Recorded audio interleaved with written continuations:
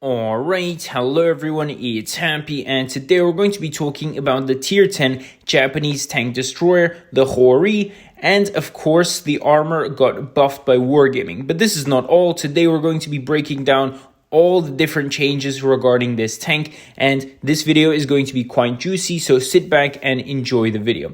Let's start off with the negatives, guys, and of course the hull traverse speed was nerfed from 48.4 degrees to 42.9 degrees. This means that any medium lights or even a fast heavy can, circle us in a much faster fashion now, and it's going to be harder to sort of catch the enemy when they get around us. So that's obviously a big negative.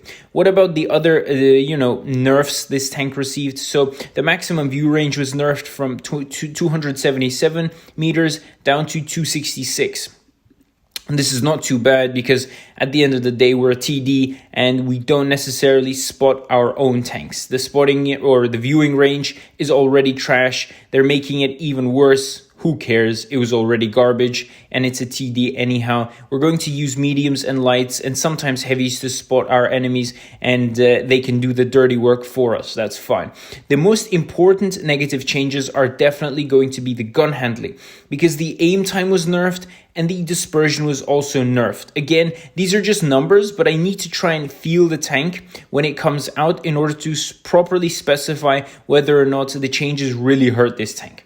Because as you all know, the alpha on this gun is not too high. Therefore, sometimes you really need to get a feel of the gun in order to see whether or not the aim time or the dispersion is really off.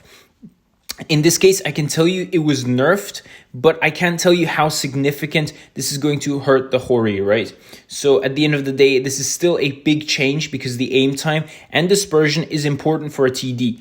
Obviously, that makes sense, right?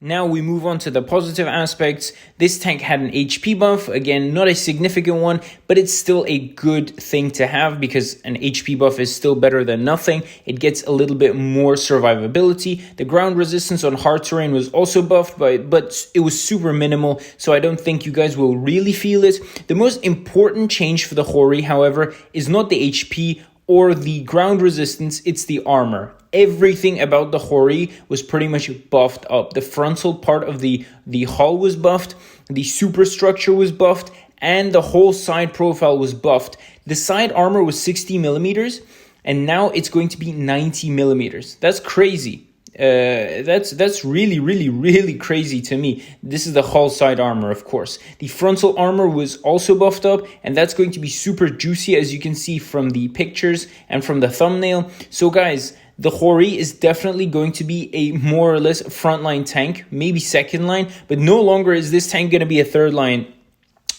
tank, right? Because the aim time and dispersion were sort of nerfed, making this tank harder to play from a distance, but better at close range. So with that, Happy is out. I hope you guys enjoyed today's video. Smash the like button, and I'll see you guys next time. Bye-bye.